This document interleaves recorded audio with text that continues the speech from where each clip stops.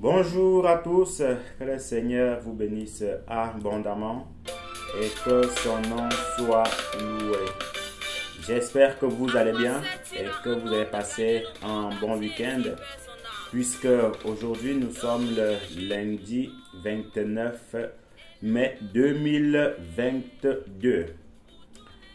J'espère qu'au niveau de votre foi ça va, que vous vous tenez bon malgré les persécutions, malgré les tribulations. De mon côté, le Seigneur fait grâce, que son nom soit loué, que son nom soit béni. Donc, mon frère, ma soeur, aujourd'hui, ou toi qui passes par là, aujourd'hui, nous allons parler sur un thème qui s'intitule « Les expériences avec le Seigneur ». Les expériences avec le Seigneur. Parce que vous savez, pour vraiment servir le Seigneur, pour mieux marcher avec le Seigneur, nous devons faire des expériences.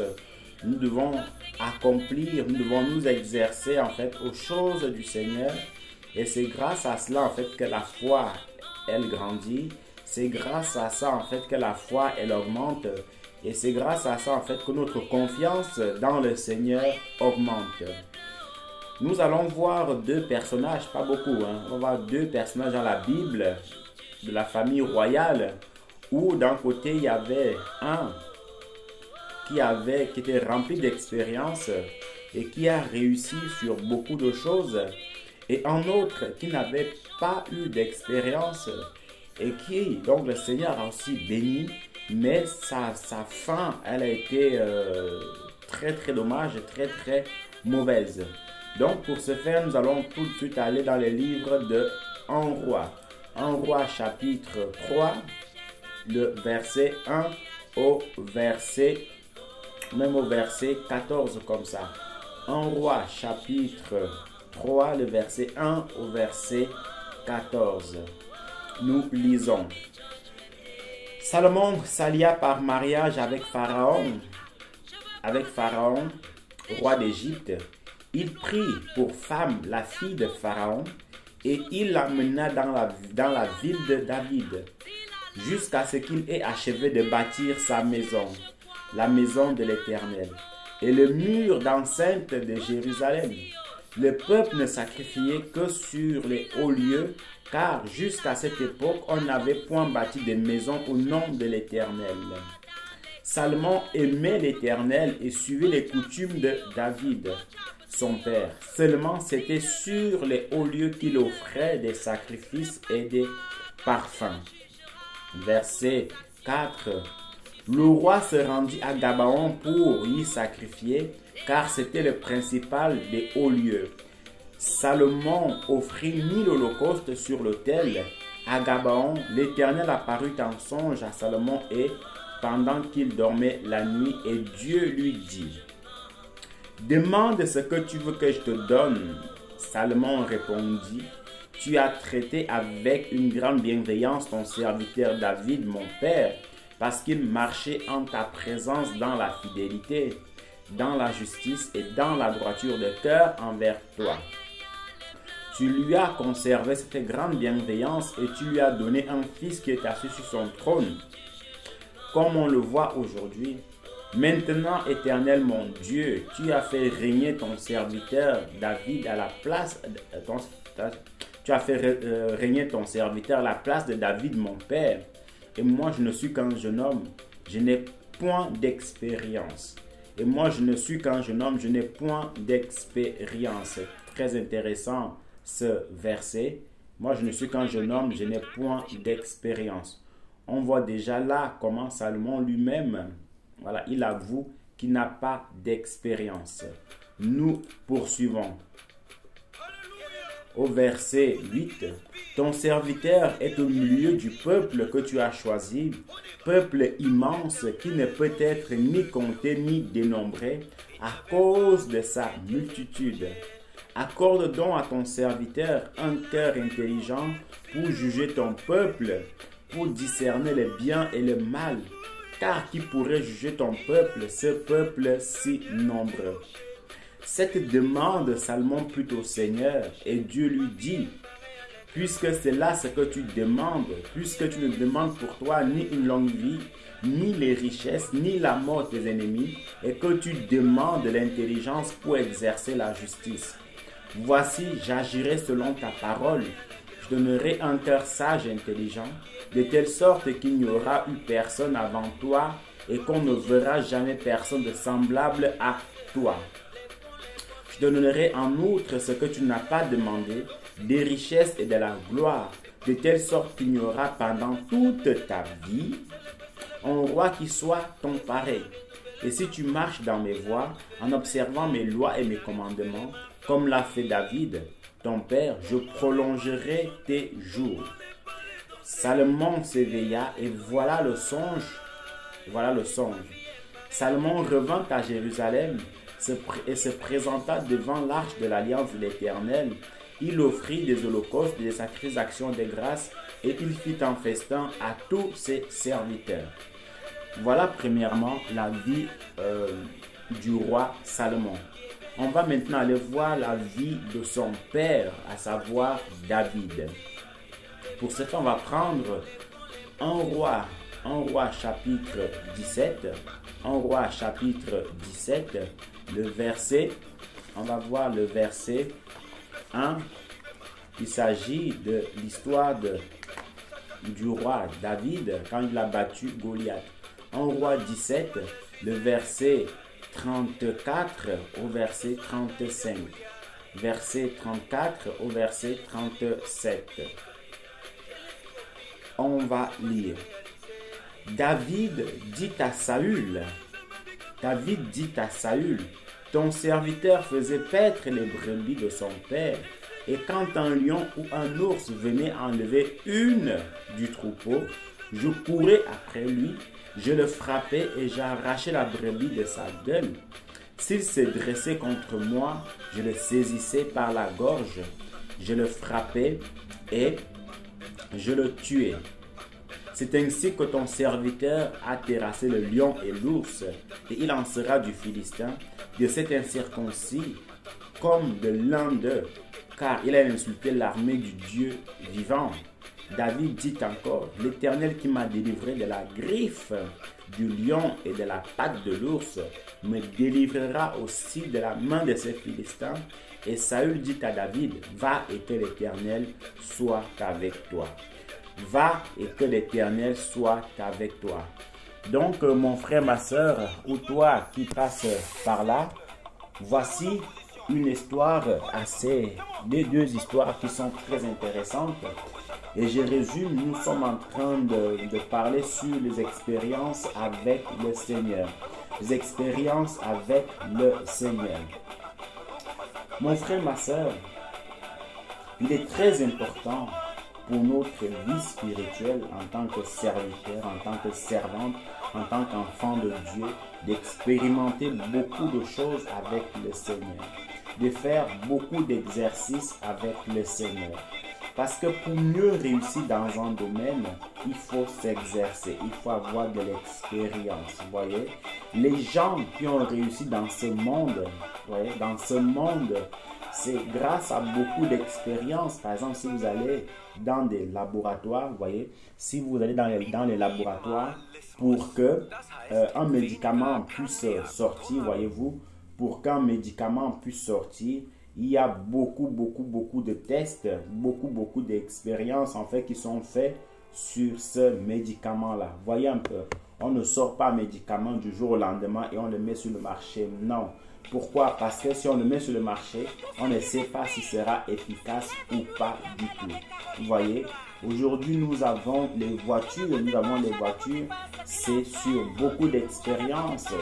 On le met sur des engins, en fait, on les écrase pour voir jusqu'à combien ils peuvent résister. On fait des simulations sur les accidents pour voir jusqu'à où les voitures là peuvent supporter. Et c'est pour ça parfois vous entendrez parler, vous avez déjà entendu parler qu'il y a un concessionnaire en fait qui a rappelé plusieurs marques de voitures parce que ces voitures là n'étaient pas vraiment bien testées. Vous voyez un peu où il y avait des anomalies. Donc, mon frère, ma soeur, c'est très important. Peu importe le domaine qu'on fait, il est très intéressant, très important de faire des expériences, d'avoir des expériences. Et vous verrez que quand on est rempli d'expériences, on est calé dans notre domaine. Voyez, on est calé dans notre domaine. Il y a pas longtemps de cela, je crois que c'était la semaine dernière, je regardais un documentaire sur YouTube. Qu'est-ce qui s'est passé? C'était un pilote d'avion, vraiment un pilote très expérimenté avec son copilote. Et il y a eu un problème. Voilà, il y a eu un problème. Et l'avion, en fait, a commencé, vous savez, le panique à bord. L'avion a commencé à aller dans tous les sens. Le pilote là, très expérimenté, il ne savait pas quoi faire. Il ne savait vraiment pas quoi faire. On lui disait que continuez à voler. Il y a une piste à peut-être à 100 km de là ou à 1000 km de là. Il faut continuer à voler. Le pilote a fait comprendre à tout le contraire qu'écoutez, là, la situation est grave. Je ne peux pas voler plus que ça. Et du coup, qu'est-ce qui s'est passé? Il a vu une mer, une étendue d'eau, une mer. Il s'est dit là, maintenant, c'est une question de vie ou de mort avec les passagers. C'est une question de vie ou de mort avec les passagers. Alors, qu'est-ce qui s'est passé? Il a pris son courage à deux mains. Il a pris son courage à deux mains. Et qu'est-ce qui s'est passé? Il a amiré sur la mer. Vous voyez, amiré en fait, l'atterrissage sur la terre. Vous voyez, quand un avion atterrit sur terre, on appelle ça l'atterrissage. Mais par contre, quand il atterrit sur la mer, sur une étendue d'eau, on appelle ça amiré en fait. Vous voyez, amiré sur l'eau. Parce que amiré, c'est la mer. Mer, amiré. Vous voyez, j'espère que je prononce aussi bien. Donc, il a amiré sur l'eau. Et grâce à son expérience, grâce en fait à ses connaissances, il a réussi par la grâce de Dieu à sauver des centaines, certainement en fait des milliers de personnes. Parce que vous savez, c'était quand même un grand avion. Et un grand avion ne porte pas 10 personnes ou 100 personnes. Ça commence à partir de 200, 300 et au-delà. Vous voyez un peu. Donc, il a fait cette expérience-là par la grâce de Dieu. Il y a eu de nombreuses vies qui ont été sauvées présentement. Il y a eu des millions de vies qui ont été sauvées dans un futur proche. Pourquoi j'ai des millions de vies? Parce que ces gens-là qui devaient peut-être mourir, ils sont vivants. Ils vont donner naissance à d'autres personnes qui donneront encore naissance à d'autres personnes. Ça fera des millions, des dizaines, des milliers, des millions de personnes en fait. C'est pour ça que j'ai dit qu'il a sauvé par la grâce de Dieu des millions de personnes. Vous voyez un peu. Donc, mon frère, ma soeur, voilà encore un autre exemple qui nous encourage à faire des expériences avec le Seigneur. N'hésitons pas à faire des expériences avec le Seigneur. Maintenant, revenons un tout petit peu à nos deux textes. Les deux textes en fait que nous avons lus sur la famille royale du roi David. Nous voyons premièrement l'histoire du roi Salomon. Salomon était un jeune homme, très jeune homme, vous voyez. Et si on lit très bien au départ, le Seigneur, après avoir installé Salomon a commencé un tout petit peu à dévier. Il a commencé à dévier avant même en fait la déviation que nous connaissons tous. Mais je tiens vraiment à préciser ce que je vais dire. C'est très important d'écouter ce qu'il a dit. Je ne suis pas en train de critiquer, ni porter un faux jugement ou un mauvais jugement ou une mauvaise image sur notre roi, sur le roi Salomon. Non. Le roi Salomon, il a fait son travail, le Seigneur l'a béni. Et c'est un roi qui nous a aussi béni. D'ailleurs, si vous voulez mon avis ou une petite confidence, les livres des Proverbes, les livres d'Ecclésiaste sont mes meilleurs livres de la Bible. Vous voyez, sont mes meilleurs livres de la Bible. Parce que moi, j'ai toujours prié, surtout à mes débuts comme ça, j'ai toujours prié le Seigneur qui me en fait le don de la parole, le don de sagesse en fait. Le don de sagesse. Et pour avoir ce don de sagesse, il faut beaucoup méditer ces deux livres-là. le livre des Proverbes, le livre d'Ecclésiaste en fait. Parce que vraiment ces livres-là qui résument la sagesse. Donc, loin de moi la pensée ou l'idée de vouloir dénigrer le roi Salomon. Non, non, non, non, non, non.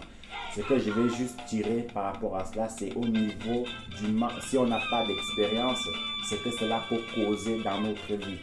Voyez un peu. Moi, je suis juste, voilà, juste en train de tirer une leçon sur un manque d'expérience. Donc, c'est très important qu'on s'entende très, très bien. Sinon, beaucoup risquent de vouloir déformer ce que je suis en train de dire ou de vouloir comprendre autrement que je suis en train de donner une mauvaise image de la vie du roi Salomon. D'ailleurs aussi, le roi David, il avait péché, il a fait beaucoup de choses, enfin des choses en fait qui n'ont pas honoré le Seigneur, mais ce n'est pas pour autant que le Seigneur l'a détesté. Non, le Seigneur a dit que c'est l'homme selon mon cœur, vous voyez. Mais à côté de cela, quand un homme de Dieu pêche ou est tombé dans un péché, on n'encourage pas cela bien évidemment, mais nous devons tirer de leçons que si lui est tombé, nous aussi on peut tomber si on ne fait pas attention. Et c'est de ça que je suis en train de parler. Voyez? Donc voilà un tout petit peu pour la petite parenthèse. Maintenant, en avançant un tout petit peu, mon frère, ma soeur, concernant la vie du roi Salomon, il a commencé en fait à défaillir au départ. Quand on a lu en Roi chapitre 3 au départ, la Bible dit qu'il s'est allié avec Pharaon par mariage, par les liens du mariage. Et vous savez comment on dit souvent que si tu épouses une femme, tu épouses aussi sa famille. Vous voyez un peu? Tu épouses une femme, tu épouses aussi en fait sa famille. Tu épouses un homme, tu épouses aussi sa famille. Donc le Salomon, il a épousé la fille de Pharaon. La fille de Pharaon, et il a aussi épousé la famille pharaonique, la famille égyptienne, alors que le Seigneur avait dit que vous ne retournerez point en Égypte. Vous ne retournerez point en Égypte. Voyez un peu. Donc, vous voyez, toutes ces choses-là montrent déjà la défaillance que le roi Salomon a commencé en fait à voir. Et à côté de cela, une fois que c'était marié avec cette fille-là, vous savez, c'est pas très compliqué. Vous mariez avec le Pharaon, il y aura des choses, il y aura l'idolâtrie qui va commencer en fait à gangréner votre corps un tout petit peu, un peu, jusqu'à prendre toute votre vie si vous ne faites pas attention. Maintenant, pour avancer un tout petit peu, nous voyons aussi comment après avoir pris la fille de Pharaon, le Seigneur va apparaître à Pharaon dans le songe. Il va lui dire, demande-moi ce que tu veux et je te donnerai. Salomon a dit que, écoute, Seigneur, moi je ne suis qu'un jeune homme, je ne connais rien à la vie. D'ailleurs, on l'a lu où j'ai pas mal interrompu en disant que je n'ai point d'expérience. Je n'ai point d'expérience. Salomon lui-même, il va l'avouer que je n'ai pas d'expérience, mon Dieu, mon Seigneur. Mais par contre, tu as très bien guidé mon père, tu étais avec lui, alors je te demande alors d'être aussi avec moi comme tu étais avec mon père. Et le Seigneur, dans son amour, dans sa miséricorde, dans sa gratitude, il va donner ce don de sagesse-là à Salomon. Vous voyez? Et Salomon aussi, il a été aussi intelligent, il a été intelligent avant que le Seigneur donne l'intelligence, puisqu'il a dit que Seigneur, ton peuple est tellement grand. Mon frère, ma soeur, il y a aussi un point très très positif à tirer de cela. Quand je parle du point positif, c'est quoi? C'est que Pharaon, dans sa démarche, s'il vous plaît, écoutez bien. Pharaon, dans sa démarche, mon frère, il faut savoir bien parler à Dieu. Voyez? Quand nous prions, il faut savoir bien parler à Dieu. Regardez comment un tout petit peu Salomon a convaincu le cœur de Dieu. Comment Salomon a touché le cœur du Père. Le Seigneur va venir, comme on a dit tout à l'heure. Il va lui dire, demande-moi ce que tu veux. Salomon va lui répondre que, écoute, Seigneur, je n'ai point d'expérience et ton peuple est grand. Premièrement, il va lui dire, ton peuple est grand. Waouh! En gros, c'est comme si on vous disait que, écoute, tu es tellement beau, tu es tellement magnifique, tu es tellement intelligent. Déjà, c'est un signe de flatterie, que ton peuple est grand. Voyez, ton peuple est grand. Et qui pourrait diriger ce peuple-là? Qui pourrait diriger ce peuple-là? Ce peuple si immense. Alors, le cœur du Seigneur va être touché. Il va lui accorder cela. Et Salomon n'avait pas demandé la mort de ses ennemis, ni l'argent, ni la richesse. Il va juste dire, Seigneur, donne-moi la sagesse pour que je puisse bien diriger ton peuple. Et le Seigneur va lui répondre. Maintenant, en avançant, le Seigneur va le lui accorder. Et c'est cette sagesse-là, cette intelligence-là, cette richesse-là, c'est beaucoup plus au niveau de la richesse qui va perdre Salomon. Pourquoi? Parce que Salomon n'avait jamais eu d'expérience sur la richesse. Salomon n'a jamais eu de l'argent, n'avait quasiment jamais eu de l'argent où il pouvait vraiment en fait le manager. Salomon n'avait jamais eu vraiment une grosse somme d'argent pour manager, même des richesses, non. Ça lui tombait sur lui tout d'un coup. Ça tombait sur lui tout d'un coup. Et quand des choses en fait nous tombent dessus, tout d'un coup on se dit, waouh, c'est magnifique. Qu'est-ce que je vais faire avec ces millions? Qu'est-ce que je vais faire avec ces milliers d'euros? Qu'est-ce que je vais faire avec ça? Voilà pourquoi beaucoup se perdent devant le Seigneur. Voilà pourquoi beaucoup deviennent orgueilleux tout de suite, arrogants tout de suite, parce qu'ils ont l'argent. Et vous savez, on dit souvent, l'argent répond à tout. Hein? La Bible dit que la lumière est douce, est agréable de voir le soleil. Et l'argent répond à toute chose. L'argent répond à tout. Vous voulez l'argent, vous voulez la belle voiture, vous avez l'argent, vous pouvez avoir. Vous voulez une belle maison, vous avez l'argent, vous pouvez l'avoir. Vous voyez un peu. Donc, mon frère, ma soeur, Salomon ayant tout ça, Dieu merci. Vous savez, c'est plus important d'avoir de l'expérience sans argent plutôt que d'avoir de l'argent sans expérience. Beaucoup pourront me dire, mais attends, mais c'est pas vrai. Moi, je vous dis que c'est vrai. Parce que si vous avez l'argent sans expérience, on va dilapider cet argent-là à tort et à travers. Au bout de quelques minutes, il n'y aura plus rien du tout. Il n'y aura plus rien du tout. On va tout dilapider. Mais par contre, quand on a l'expérience sans argent, le jour où on aura l'argent, ayant déjà l'expérience, on va mieux le manager et on va mieux s'en sortir. On pourra faire fructifier cet argent-là. Vous voyez un peu ce que je veux dire? Donc, c'est ça qu'il faut comprendre.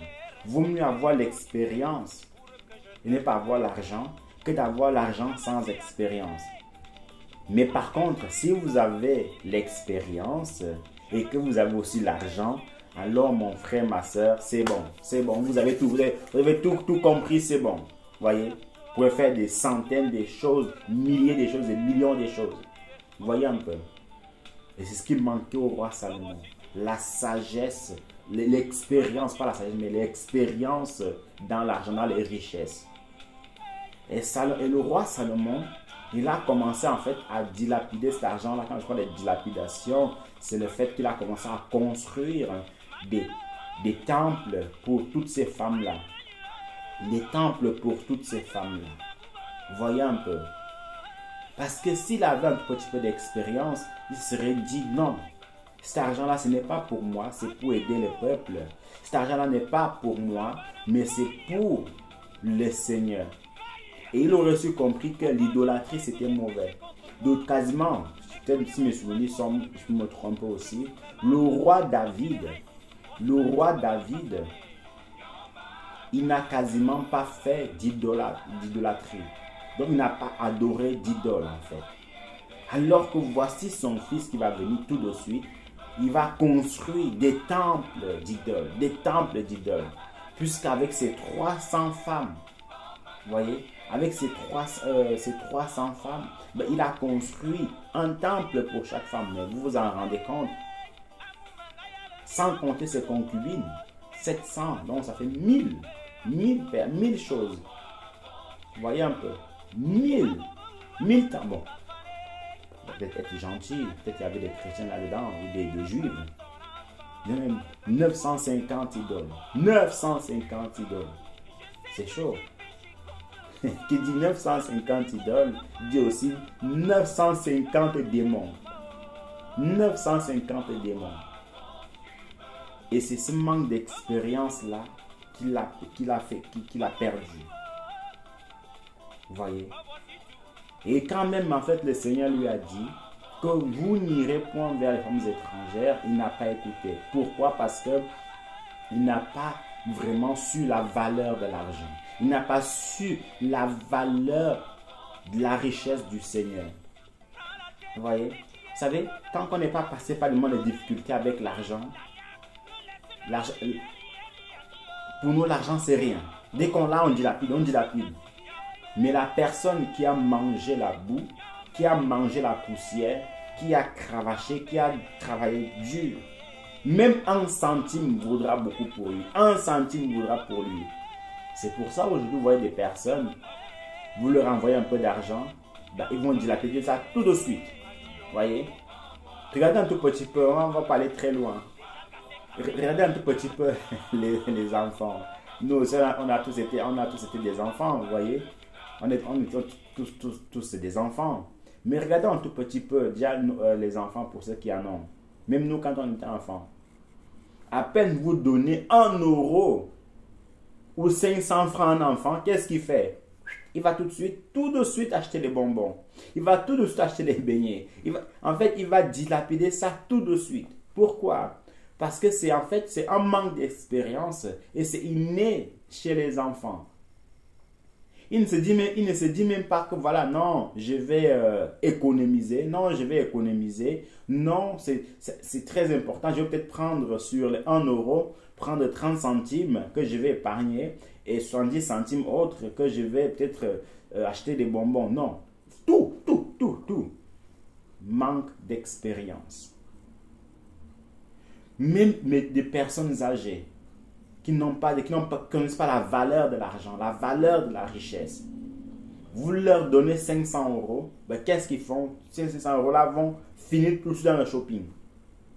Ils achètent ceci, achètent cela, achètent ceci, achètent cela, tout de suite, zo fort. Vous voyez un peu? Donc, ce n'est pas bon du tout. Le manque d'expérience n'est pas bon du tout. Ce n'est pas bon pour qui que ce soit. Ce n'est pas bon pour nous en tant qu'enfants de Dieu. Voyez un peu mon frère. Tu vois un peu mon frère. Tu vois un peu ma soeur. Et c'est ça qui a perdu le roi Salomon. Manque d'expérience. Manque de souffrance pour acquérir pour savoir la valeur de la chose. Puis ça lui est tombé dessus tout de suite. La richesse, l'argent, la gloire. Maintenant, on va voir son père. C'est pour ça qu'on dit souvent qu'il y a ce sont quasiment que les vieillards, les personnes âgées qui doivent avoir de l'expérience parce qu'il y a des choses qu'ils ont vécues. Les personnes âgées. Maintenant, on n'en fait pas une généralité que c'est seulement en fait des personnes âgées qui ont beaucoup d'expérience. Non. En général aussi peut avoir de l'expérience en fonction de ce qu'il a vécu. Voici son père, le roi David. Le roi David, avant d'aller en guerre, Saül lui a dit, écoute, Goliath que tu vois là, il est très fort. Il est très fort. C'est un monsieur très fort, un soldat très fort. Tu ne peux rien faire contre lui. Rien que sa cuisse, sa seule cuisse, le poids de sa cuisse, c'est tout ton poids. Tu ne peux rien faire contre lui. David lui a dit, écoute mon roi, je comprends ce que tu veux dire, roi. Je comprends tout à fait, il n'y a pas de problème par rapport à cela. Je comprends parfaitement. Il n'y a pas de souci. Mais, tu sais, avant que je me lève, pour dire qu'il fallait combattre contre lui, l'ours là, un animal sauvage, l'ours qui aime que dès que Goliath voit l'ours, il fuit. Mais moi, quand je voyais l'ours, j'ai gardé le troupeau de mon père. J'ai gardé le troupeau de ma mère, de mes parents. Quand je voyais l'ours et qu'il venait attaquer le troupeau et qu'il s'hasardait à prendre une seule bête, une seule brebis du troupeau, ben je le poursuivais. Donc, au lieu de fuir l'ours, au lieu de fuir l'ours, voyez-vous, ben je le poursuivais, je le pourchassais. Et j'arrachais la brebis de sa gueule. Pareil pour le lion. Le lion qui est le roi des animaux, quand il venait attaquer en fait le troupeau, je le poursuivais aussi. Et c'est comme ça que j'arrivais à les tuer de mes propres mains. Voilà l'expérience. Il avait fait. Et quand vous faites des choses comme ça, la confiance naît. Vous voyez, la confiance naît. Quand nous faisons de tels exercices, la confiance naît. Et cette confiance-là, en fait, elle est née en David. Elle est née en David. Voilà pourquoi il s'est dit, celui-là, il ne va rien du tout me faire. Il ne peut rien du tout. Rien du tout. Il oublie ça tout de suite. Il ne peut rien me faire, ce Goliath-là. Il ne peut rien me faire. Et il avait raison. Il avait raison. Puisque, quand il est parti en guerre, il a terrassé Goliath. Et il n'est pas allé physique contre physique, non. Il a utilisé une stratégie très intéressante et très sage. Il a pris une pierre. Cette pierre en fait qui représente le Seigneur Jésus-Christ lui-même. Il a pris cette pierre-là. Et si David ne s'était pas entraîné bien avant avec les ours, avec les lions, il n'aurait pas eu le courage d'aller affronter Goliath. Vous voyez un peu. Donc mon frère, ma soeur, je nous encourage à faire des expériences avec le Seigneur. Et c'est comme ça que notre foi va s'agrandir. Nous ne disons pas que non, j'attends Dieu tout faire. Non, le Seigneur attend aussi que tu te lèves quand tu as une maladie. Quand tu es malade, tu pries au nom de Jésus. Tu prends autorité sur la maladie et la maladie s'en va. Tes enfants sont malades. Il faut prendre autorité sur les enfants. Tu fais confiance au Seigneur et la maladie s'en va. Il y a un travail à faire. Vous savez, il y avait un travail que j'ai demandé beaucoup au Seigneur. C'était assez compliqué. C'était vraiment un poste de travail que je voulais vraiment. Et j'ai prié, j'ai passé des heures, enfin 1 heure par jour. J'ai forcé, j'ai intercédé, je priais avec force et véhémence. J'avais déjà un autre, mais il y avait un autre qui était plus intéressant, que je voulais absolument. Je priais, je disais au Seigneur, Seigneur, montre-moi les signes que c'est vraiment que tu écoutes ma prière. Montre-moi les signes que tu entends que je suis sur la bonne voie. Montre-moi les signes. Frère, la compagnie qui devait m'appeler pour aller travailler, un coup, parfois, il me supprimait de la liste d'attente de ceux qui attendaient un travail. Un coup, il me remettait, un coup, il me supprimait. Il me dit, c'est quoi cette affaire? Qu'est-ce qui se passe? Mais j'ai intercédé, j'ai prié, qu'il m'avait de nouveau supprimé. Je me suis dit, ok, bon, il n'y a pas de problème, le Seigneur va me diriger autrement. Frère, mais je continue à prier, je continue à intercéder. Alors, un beau jour comme ça, il m'appelle, il me dit qu'il y a un poste de travail pour vous. Vous devez commencer mardi. On vous attend mardi pour finaliser les papiers. Donc, soit sur 2 jours. En 2 jours. Vous voyez? Ils m'ont appelé. J'ai dit, oui Seigneur, tu es vivant. Oui Seigneur, tu as écouté ma prière. Il faut prier, mon frère. Ne négligeons jamais la prière. Vous savez, beaucoup d'entre nous négligent la prière. Pourquoi? Parce que on se dit que la prière, voilà, c'est du virtuel, c'est pas du physique, donc c'est pas trop ça. Non. Vous savez, quelqu'un qui est invisible peut plus vous faire du mal que quelqu'un qui est visible. Parce qu'étant invisible, il peut vous taper à tout moment et à tout endroit. Parce que vous ne le voyez pas. Vous allez esquiver comment? Vous ne le voyez pas. Vous voyez? Donc c'est comme ça la prière. La prière, c'est on la fait avec force et véhémence, avec foi. Elle monte au ciel et touche le cœur de Dieu et les choses vont changer. Le cours des choses vont changer. Oui, mon frère, ma soeur, c'est possible. C'est possible. Là, j'ai été béni. Là, ma confiance au Seigneur s'est encore renforcée. Voyez un peu. Et la prochaine fois que vous allez encore prier d'autre chose, je vais encore dire au Seigneur, souviens-toi comment tu m'avais béni la dernière fois. Souviens-toi comment tu m'avais répondu la dernière fois, ainsi de suite, ainsi de suite. Et aujourd'hui, ayant obtenu ce travail, pendant que je suis en train de vous parler là, ce soir, je m'adresse à ce travail-là. Et ça fait quasiment depuis 3 semaines et demie que j'ai commencé ce travail-là. Mon frère, ma soeur, il faut prier. Et bénir aussi le Seigneur quand il nous répond.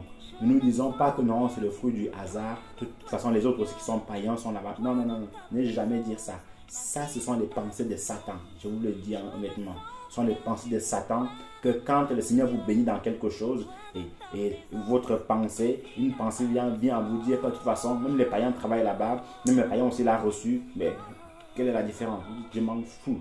C'est Dieu qui m'a donné ce travail-là parce que je l'ai prié. Le païen fait ce qu'il veut, mais moi, en tant qu'enfant de Dieu, je dois remercier mon Dieu. Un point, c'est tout. Il n'y a pas de discussion par rapport à cela. Vous voyez?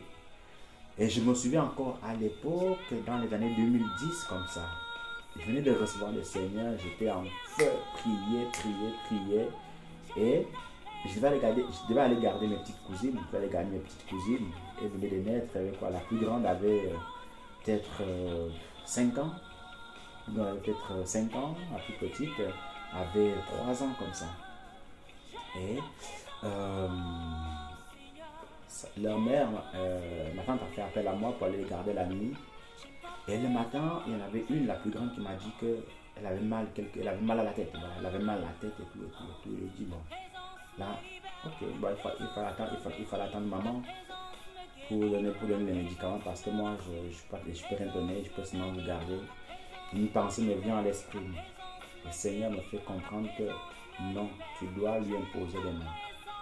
Tu dois lui imposer les mains, tu dois t'exercer pour voir ma puissance.